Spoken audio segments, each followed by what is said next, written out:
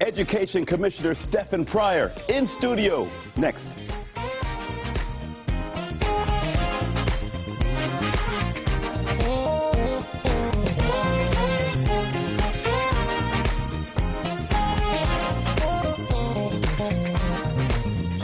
And welcome to the Stan Simpson Show, a program about Connecticut people and compelling issues, making a point to drop in every week. After the signing of a new education bill, Connecticut's reform efforts are now being viewed in a positive light. A first step to a more meaningful effort to eliminate the state's academic achievement gap. Education Commissioner Stefan Pryor is in studio to talk about the highlights of the new bill and what elements are still missing.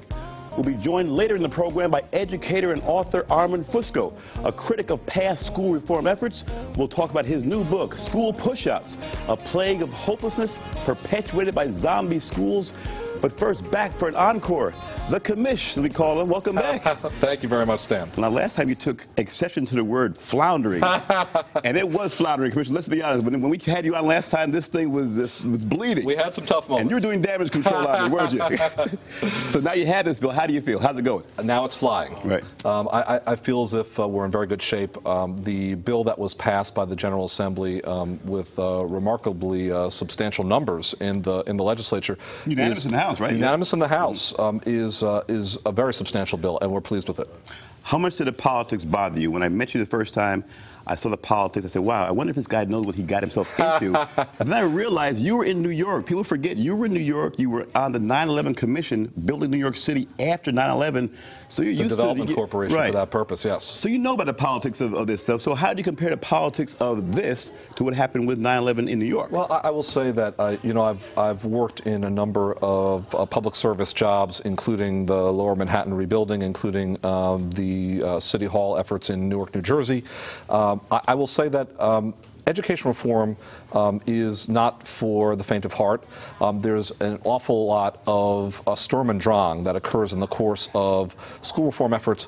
It's worth it, though. The fact of the matter is that it's hard to compare to any other jurisdiction or any other domain, but school reform can become a bit of a battleground. But why? But it's worth it because I think all of us are in it for the right reasons. But why is it a battleground? Because at the end of the day, you want to educate kids. So why the politics? There's a lot of philosophy that goes into the process. There are constituencies and there are stakeholders who hold firm to their beliefs. And I do think that the clash of ideas results in a better product. Now, you had two issues here, tenure reform, charter schools. And I thought a great irony in Connecticut, you've got a tenure reform program that most people say is exceptional with New Haven. They like that program. You have charter schools that are going great guns, including one you founded, Homicide Academy and Jamoki, among others. Yet the two biggest stumbling blocks were how much charter schools should be infused in this and tenure reform. You have in your own backyard these great examples. Why the consternation over getting these things done? I think that to some degree these are natural tensions and natural debates around the evaluation system for teachers and for principals and the effects upon people's careers and the future of school systems. And that's on the one hand, and the turnaround of low-performing schools and the role of startups like charter schools. These are contentious areas. They are throughout the country. This is not unique to Connecticut. And I think people are determined to arrive at the right answer, and people have strong points of view as to where to go.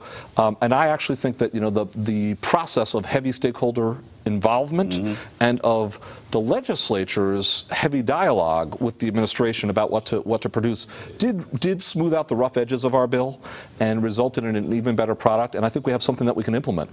People get their backs up. When it comes to takeover and reform, people get upset because at the essence it implies incompetence, right? And the people on the ground don't like to be perceived as incompetent. They say, well, gee, it's the environment, it's the social issues, it's the parents.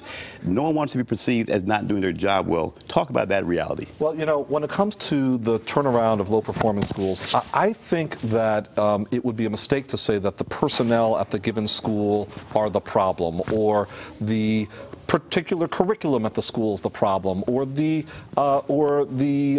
particular setup of the school day is necessarily the problem. Very often it's all of these things in combination, or it's a subset of these things. It's the mix at the school. How about this? How about the leadership? What I found is that, bottom line, great schools have great leaders, and poor schools have poor leaders. I think that is uniformly true. I think the fact of the matter is that leadership is critical, but sometimes the mix at a given school can just be wrong. There are approximately 100 schools that would be categorized as failing by the federal government under No Child Left Behind for 5 years or more, in need of improvement for 5 years or more, about 100 schools. The reasons vary across these schools. Very often leadership is one of the critical ingredients, but again, it can simply be that the mix is wrong. We need to create dramatic new plans that can be transformative for these schools that are low performing for too long, and I think we can do it. We've been given the tools to do it. What's the quickest fix? We can say, okay, different degrees of issues depending on the school.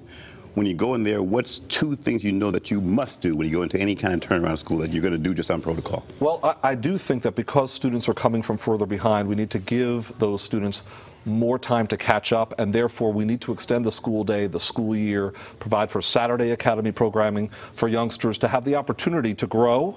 I do think that we need to look at the staffing structure. It's not the same answer. There's no cookie cutter answer.